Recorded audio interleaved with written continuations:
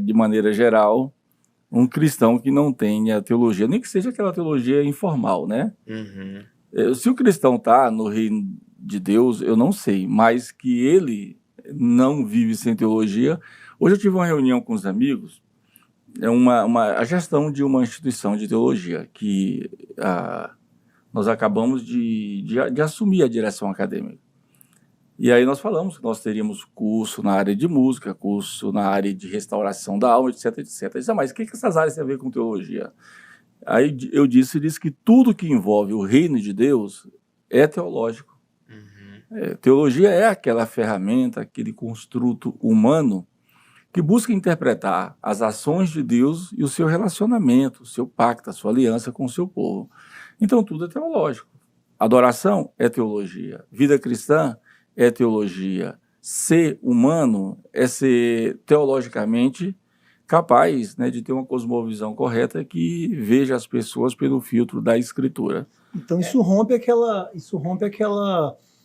máxima do passado, né, de que assim, a teologia é feita para um grupo, né, e aquele grupo normalmente que envereda pelo caminho dela, ele se desvia ou se desvirtua ou perde a fé, porque na verdade parece que algumas pessoas não têm a capacidade de ter contato, né, com algumas verdades, e quando a teologia é posta à mesa que ela tem contato com essas verdades, a pessoa se afasta.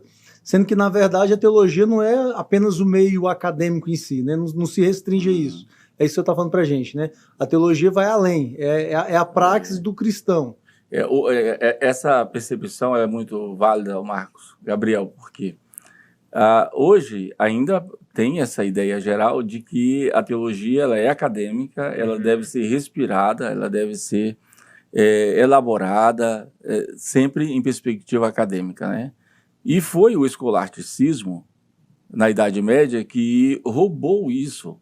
Porque a teologia, quando ela começa com os pais da igreja, mesmo que eles fossem doutores na área de teologia, de filosofia, Orígeno, Tertuliano, Policarpo, Irineu, etc., etc., mas os pais da igreja nos ensinaram, inclusive Agostinho, um dos primeiros pais, nos ensinaram que a teologia é a principal forma de servirmos a igreja.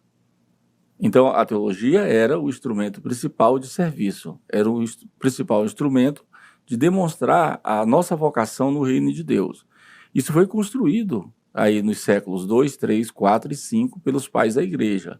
Só depois, com Duns Scotus, Guilherme de Ockham e principalmente Tomás de Aquino, que a filosofia, em perspectiva escolástica, ela pegou esse viés mais acadêmico, principalmente Tomás de Aquino, que é uma pessoa muito brilhante, mas ele chegou a compreender que a razão é a principal via da comunicação, de chegar a Deus.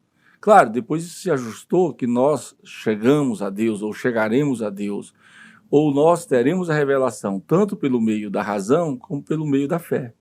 Aí a teologia tomista sempre se inclinou mais ao lado da razão. E a gente passa a vida toda tentando equilibrar essas coisas, né? O chato da teologia é o aspecto dicotômico. O chato da teologia é a influência grega dualista. Por exemplo, o dualismo ele representa o pior que há na teologia. Por exemplo, é dicotomia ou tricotomia? A Bíblia não é nenhuma das duas perspectivas. Antropologicamente, nós temos antropologia ruim. Sistematicamente, seja reformada, seja pentecostal, as duas são ruins. Porque a antropologia da Bíblia, e aí nós temos alguns autores como Hans Wolff, no livro Antropologia do Antigo Testamento, que diz que o ser humano ele é uma unidade indivisível. A mesma coisa diz o Anthony Hockman, que o homem é uma unidade psicossomática. Ele é um ser integral. Então, quando eu afirmo teologicamente que o ser humano ele é duas partes, ou seja, dicotômico, ou três partes, tricotômico, eu estou dividindo em duas ou três partes, então eu estou indo literalmente em colisão de encontro à biologia, a ciência da vida, que diz que o ser humano é integral. Ele é o ser biológico, físico, sócio, interativo. A mesma coisa é o que o dualismo só traz prejuízos. Por exemplo, as pessoas nunca tiveram a sensibilidade de observar que na Escritura não existe nenhum dualismo, por exemplo, entre predestinação e livre-arbítrio. Ou seja, quando você olha para os judeus, eles sabem que todas as coisas estão sob o governo de Deus, mas ao mesmo tempo eles sabem que sempre será requerida a responsabilidade deles. Então, o judeu não tem essa coisa dualista, essa coisa grega de que é uma coisa ou outra. Não, são as duas. Sim. Então, Marcos, a teologia, dessa forma, ela precisa, se não voltou, mas ela precisa voltar à sua gênese, de entender que ela deve sempre estar a serviço da igreja, né?